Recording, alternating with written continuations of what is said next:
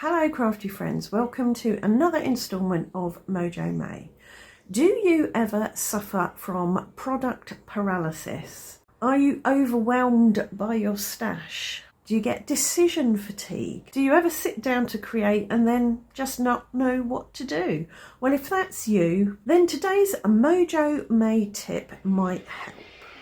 What we're going to do today is take the decision making out of our hands and put it in the hands of a spinner. So yesterday I made this spinner, and this just takes the choice out of things because you can spin it and do what it says where it lands. So it's landed here on this salvaged patina coloured triangle. So that's teal, so I could use teal. Spin it again. That's landed on the orange, which says distress on the first line, so teal and distress. So that's landed on the purple and it says paste on the second line. So we've got teal, distress and paste. And that's again landed on the purple and it says pigment powders. So teal, distress, pigment powder and paint, wasn't it? That was it. So that's given me 4 things to play with and taken the choice out. So I'll show you how to make one of these. This was my prototype, but I've just made some improvements. And I've created this. You can download this from a link in this video's description. There's a blank spinner here, so you can fill in your own gaps if you like. Or there's one that I've added things to. So I will colour these. And then you've got 3 words. The outside one is a technique, such as dripping, gilding, masking, painting. The next one down is a tool, so smusher, dies, a scraper, sponge. The next one down is a type of medium, so the way you'll add colour and pattern to your project. We've got ribbon, washi, twine, powder, ink, glitter, marker, paste. And then the next line is a shape. So we've got hearts, stars, a tag, butterfly, a kind of label or ticket shape, a chevron or an arrow, circle, triangle. So you could use that to pick colour, technique, tool, medium and shape. So you've got 5 there. I've printed this on card, but you could just print it onto paper and then glue it onto a cereal packet box or something like that. And all I'm going to do is cut out my octagon, and that's really easy to do with a trimmer, but it is just as easy to do with a pair of scissors. So on my prototype I took some masking paper, masked off each triangle and just blended the colour over it so the whole triangle has colour on it. Because I used an inkjet, I'm not sure how dry the ink is yet, so I'm not going to blend on this because I don't want to smudge the ink. What I'm going to do is stamp. For my colour, I'm going to use Catherine Pooler dye inks. These are translucent, so they won't obscure the printing. I've just got a rainbow of colours here. You don't have to use a circle stamp, you can use any stamp you like. You don't have to use a rainbow of colours. If you are a cool colour person, just stamp your favourite cool colours on your spinner or your favourite warm colours, depending on what you like. Now what you need is something to poke through. You can use anything pointy. I'm putting this on a bit of paper towel. This is the roll that I've squished down a bit, just so I've got something to push into, and I can put my kebab stick through there like that and push it down, and then I can chop off this bit here, and now I've got a spinner. It might be worth putting maybe a bit of blue tack or something there to hold it in place, because as you use it sometimes that hole gets a bit bigger and things get a bit wobbly. So I've just got a little bit there. I can put it over there like that and push through it, holding it either side with my finger, making sure not to stab myself, and then I'll just sort of push it around it so it helps hold that stick in place. Right, let's make a card. So I'm going to spin it once. That is violet or purple. Now the technique, painting. Now the tool, smusher. Now the medium, that is paste.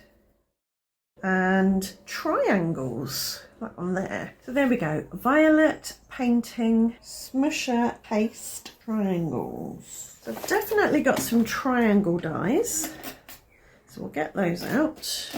Right, I'm back. So I've got my triangular dies. I found a couple of stencils with triangles in them.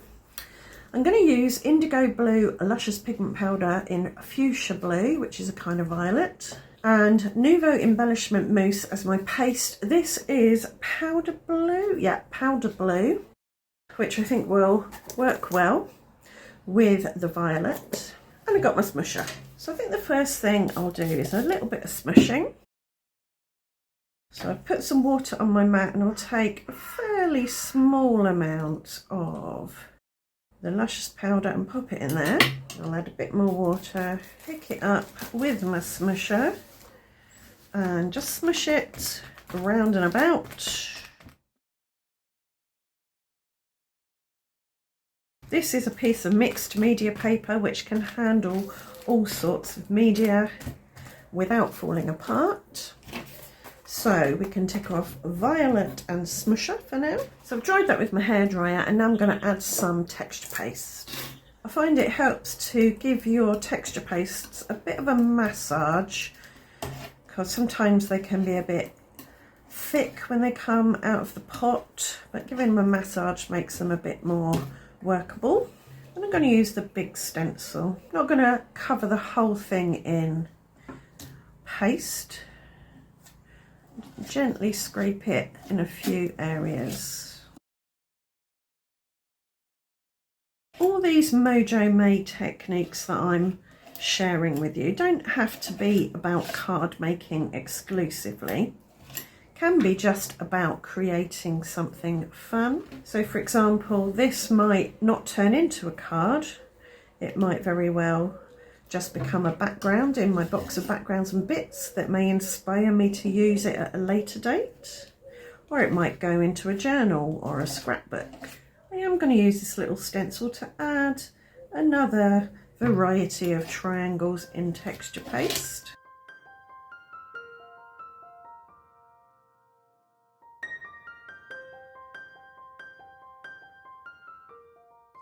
I've ticked off paste and triangle now. The only thing left is painting, and I'm going to do some painting once my texture paste is dry. So I'll come back to you when I'm about to do that. In the meantime, I'm going to go and wash my stencils. Right, this is touch dry now. Probably not completely solidly dry, but dry enough to work on. So I'm going to use some of these metallic paints and add some more violet. Added some water to that one, and I'm going to pick it up with my paintbrush and add some paint for painting. And what I want, I think, is kind of to add it on top of the texture paste in blobs. And I'm going to give it a squirt with some water in a minute to get it to disperse like that. And I'm going to pick it up, tilt it and let it run around between the texture paste, and I think I will add some more paint by spattering it on. I'm going to mop up some of the darker puddles. I don't want it to take forever to dry. I will give it a bit of a blast with my hairdryer and a tick. Now that the paper's dry, I'm doing some more spattering. Because the paper's dry, the dots will stay defined rather than diffusing into the background. Okay, happy with that. I'm going to roll this over just to lighten some of that spattering so it's not too dark. Right, what I want is a whole panel of this, I think. I'm not going for clean and simple today. Yeah, something like that. I'll run this through my die cutting machine with a stitched rectangle die. I'm going to put a bit of paper underneath it because I don't want any of that colour or paste to end up in any scratches on my cutting plate, because that might transfer to another project in future. Right, I've popped this on a card blank now, and I've used this foliage die to die cut out a white and a gold piece of foliage. I do like gold and purple together, so I think that works well.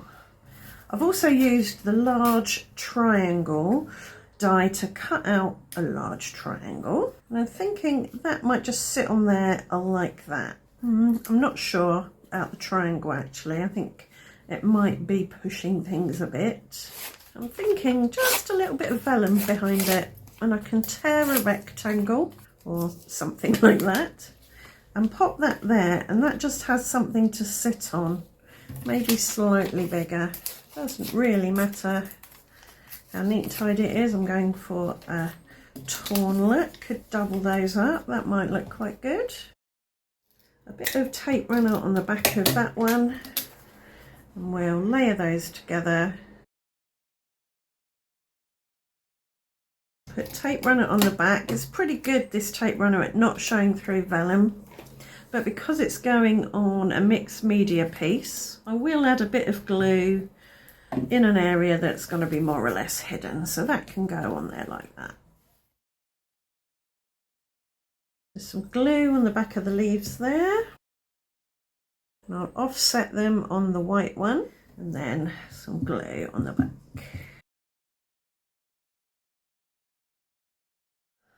I've got a halo die cut here. I think this is a Julie Hickey foilable. I'm not going to foil it, I'm going to leave it black so that it's quite bold and stands out. And I could pop it up there, or I could pop it here maybe, or on top of my gold. I think I'll do that, just keep everything clustered down there. Also going to add some little gold circles as a finishing touch. And there you go, one card made using inspiration from the spinner. I do hope you've enjoyed the video and it's given you some ideas of things you can do with your supplies, ways you can get your mojo back when it's disappeared. Don't forget you can download the template for this from the link in this video's description. If you have enjoyed the video, please do let me know in the comments. Leave a thumbs up, subscribe and ring the notification bell, and I'll see you back here very soon for another Mojo May video. Thanks for watching. Bye for now.